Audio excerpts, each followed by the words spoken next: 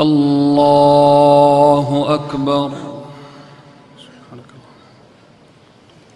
الحمد لله رب العالمين الرحمن الرحيم مالك يوم الدين إياك نعبد وإياك نستعين اهدنا الصراط المستقيم صراط الذين أنعمت عليهم غير المغضوب عليهم ولا الضالين آمين.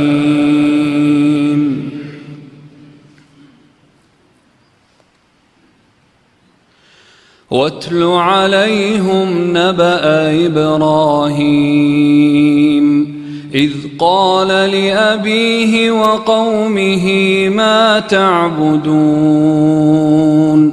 قالوا نعبد أصناما فنظل لها عاكفين قال هل يسمعونكم إذ تدعون أو ينفعونكم أو يضرون قالوا بل وجدنا آباءنا كذلك يفعلون قال أفرأيتم ما كنتم تعبدون أنتم وآباؤكم الأقدمون فإنهم عدو لي إلا رب العالمين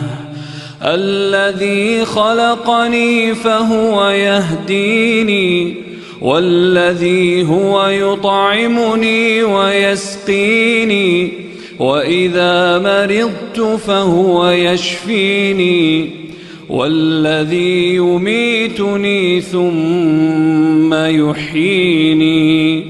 والذي أطمع أن يغفر لي خطيئتي يوم الدين رب هب لي حكما وألحقني بالصالحين واجعل لي لسان صدق في الآخرين واجعلني من ورثة جنة النعيم واغفر لأبي إنه كان من الضالين ولا تخزني يوم يبعثون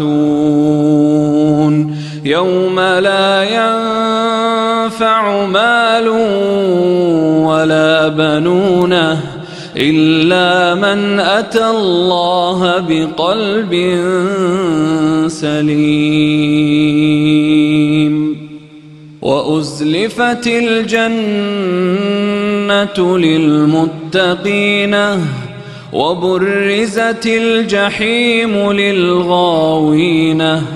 وقيل لهم أين ما كنتم تعبدون من دون الله هل ينصرونكم أو ينتصرون فكبكبوا فيها هم والغاوون وجنود إبليس أجمعون قالوا وهم فيها يختصمون تالله إن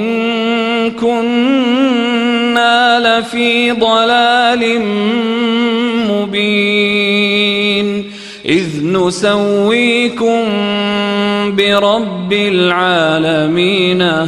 وما أضلنا إلا المجرمون فما لنا من شافعين ولا صديق حميم فلو أن لنا كرة فنكون من المؤمنين إن في ذلك لآية وما كان أكثرهم مؤمنين وإن ربك لهو العزيز الرحيم.